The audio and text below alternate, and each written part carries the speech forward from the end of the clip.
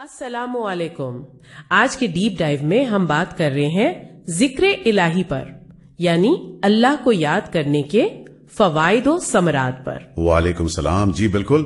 اور ہم دیکھیں گے کہ ہمارے دینی ذرائع یعنی قرآن اور حدیث اس بارے میں کیا کہتے ہیں. ٹھیک، تو ہمارے پاس یہ ذرائع موجود ہیں اور مقصد یہ ہے کہ سمجھیں کہ یہ عمل یعنی ذکر ہماری زندگیوں میں کیا اہمیت رکھتا ہے. بالکل. اس کی گہرائی کو سمجھنا اور یہ دیکھنا کہ اس کے عملی نتائج کیا ہو سکتے ہیں. تو چلیں شروع کرتے ہیں قرآن کی ایک آیت سے. اس میں ایک بڑا زبردست وعدہ ہے. کہا گیا ہے کہ کثرت سے اللہ کا ذکر کرنے والے مرد اور ذکر کرنے والی عورتیں، ان کے لیے اللہ نے مغفرت اور اجر عظیم تیار کر رکھا ہے. جی ہاں، یہ تو مطلب ایک بہت ہی واضح اور حوصلہ افزا بات ہے. اللہ کا براہ راست وعدہ ہے بخشش کا اور بہت بڑے اجر کا. یہ تو واقعی ایک زبردست باشلنگچ ہے. یقیناً یہ اس عمل کی اہمیت کو شروع میں ہی واضح کر دیتا ہے. اچھا، پھر ذرائع میں کامیابی اور نجات کا بھی ذکر ملتا ہے جو ذکر سے جڑا ہوا ہے. جیسے ایک جگہ فرمایا گیا کہ میدان جنگ میں بھی جب دشمن سامنے ہو ثابت قدم رہو اور اللہ کو کثرت سے یاد کرو تاکہ تم پھیلا پاؤ، یعنی کامیاب ہو جاؤ. بالکل. تو یہ صرف کوئی روحانی کامیابی نہیں ہوئی. نہیں، یہ دنیاوی مشکلات میں بھی ثابت قدمی اور کامیابی کا ایک اہم ذریعہ بتایا گیا ہے. اللہ کی یاد دل کو مضبوط کرتی ہے نا. صحیح. اچھا، ایک حدیث ہے، بڑی پیاری بات ہے. اس میں پوچھا گیا کہ اللہ کو سب سے زیادہ پسندیدہ عمل کون سا ہے. جی. تو جواب ملا کہ تمہیں موت اس حال میں آئے کہ تمہاری زبان اللہ کے ذکر سے تر ہو. سبحان اللہ، کیا بات ہے. یہ تو ذکر کی آپ کہہ لیں دائمی اہمیت کو ظاہر کرتا ہے. ہاں، کہ یہ کوئی وقتی عمل نہیں. جی نہیں، بلکہ زندگی کے آخری لمحے تک ساتھ رہنا چاہیے. گویا یہ زندگی کا بہترین اختتام ہے. پھر ایک اور مثال دی گئی ہے، وہ بھی بہت سوچنے پر مجبور کرتی ہے. ذکر کرنے والے اور نہ کرنے والے کی مثال زندہ اور مردہ جیسی ہے. ہاں، یہ بہت گہری تمثیل ہے، زندہ اور مردہ. اس کا کیا مطلب لیا جائے؟ روحانی زندگی؟ بالکل، یہ روحانی زندگی کی طرف اشارہ ہے. ذکر سے دل زندہ رہتا ہے، یعنی اللہ سے جڑا رہتا ہے، بیدار رہتا ہے. اور غفلتوں سے مردہ بنا دیتی ہے. جی، روحانی طور پر مردہ، بے حس، دنیا میں گم. اور اگر ذکر نہ کیا جائے تو مطلب اس غفلت کا انجام کیا ہے؟ کچھ احادیث اس بارے میں بھی ہے نا. جی بالکل، اور وہ کافی سخت ہیں. جیسے یہ کہ جو لوگ کسی مجلس میں بیٹھے اور وہاں اللہ کا ذکر نہ کریں تو وہ مجلس ان کے لیے قیامت کے دن حسرت اور نقصان کا باعث ہوگی. بالکل، حسرت کا باعث. اور ایک روایت میں تو اس سے بھی زیادہ سخت بات ہے. وہ کون سی؟ کہ ایسی مجلس سے اٹھنے والے گویا ایک مردار گدھے کے پاس سے اٹھے ہوں. استغفر اللہ، یہ تو بہت ہی سنگین تنبیہ ہے. جی، یہ غفلت کے انجام کی طرف اشارہ ہے کہ وقت کیسے ضائع کیا اور کیا پایا، بعد میں صرف پچھتاوا. اچھا، ایک اور حدیث ہے، وہ تو ذکر کو بہت ہی اونچا درجہ دیتی ہے.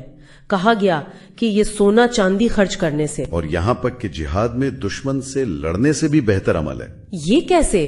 مطلب جہاد تو اتنا بڑا عمل ہے. دیکھیں، میرا خیال ہے اس کی وجہ یہ ہے کہ ذکر ایک ایسا عمل ہے جو بظاہر بہت آسان لگتا ہے. کوئی خرچ نہیں، کوئی خاص وقت مقرر نہیں، ہر حال میں کیا جا سکتا ہے. صحیح. تو اس کا مسلسل ہونا اور ہر حال میں ممکن ہونا اور اس میں نیت کا خلوص، جی، یہ چیزیں اسے اللہ کے نزدیک بہت اونچا درجہ دے دیتی ہیں، بعض اوقات مخصوص حالات والے بڑے اعمال سے بھی زیادہ. سمجھ آئی بات. اور پھر اللہ کی محبت کا انداز، وہ ایک حدیث قدسی ہے نا. وہ تو کمال ہے جی، جس میں اللہ تعالیٰ خود فرماتا ہے ہاں کہ بندہ مجھے جیسے یاد کرتا ہے میں اس کے ساتھ ویسا ہی ہوتا ہوں، بلکہ اس سے بہتر. جی، اگر وہ مجھے تنہائی میں یاد کرے میں اسے اپنی ذات میں یاد کرتا ہوں. وہ مجھے کسی مجلس میں یاد کرے تو میں اسے اس سے بہتر مجلس میں، یعنی فرشتوں کی مجلس میں یاد کرتا ہوں. بالکل. اور پھر وہ قربت کا بیان کہ وہ میری طرف ایک بالشت آئے تو میں ایک ہاتھ آتا ہوں، وہ ایک ہاتھ آئے تو میں 2 ہاتھ آتا ہوں، اور اگر وہ چل کر آئے تو میں دوڑ کر اس کی طرف جاتا ہوں. سبحان اللہ.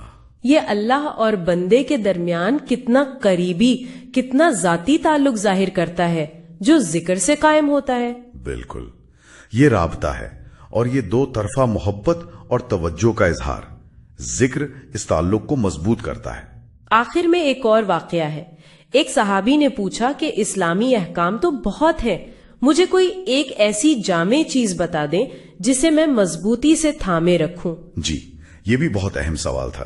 اتنے سارے اعمال ہیں، کس پر فوکس کیا جائے؟ تو جواب کیا ملا؟ جواب ملا تمہاری زبان ہمیشہ اللہ کے ذکر سے تر رہے۔ یعنی بس یہ ایک عمل؟ ہاں، گویا یہ تمام نیکیوں کا نچوڑ ہے یا ان کی روح ہے۔ یہ وہ مستقل عمل ہے جو ہر وقت ہر حالت میں جاری رہ سکتا ہے، دوسرے تمام اعمال کے ساتھ بھی۔ تو آج کے اس ڈیپ ڈائیو کا خلاصہ کیا نکلتا ہے؟ خلاصہ یہ ہے کہ اللہ کا ذکر یہ مغفرت کا ذریعہ ہے، اجر عظیم کا وعدہ ہے، دنیا اور آخرت میں کامیابی کی کنجی ہے، روحانی زندگی کی علامت۔ جی، اور تمام اعمال میں ایک بہترین بلکہ افضل عمل بھی قرار دیا گیا، اور اس کے مقابلے میں اس سے غفلت وہ دنیا اور آخرت میں نقصان اور حسرت کا باعث بن سکتی ہے۔ بالکل۔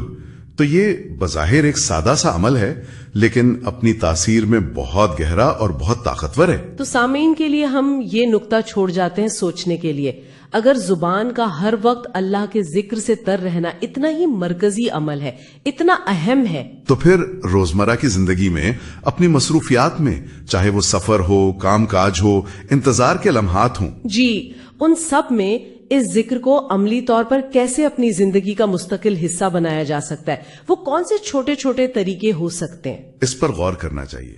السلام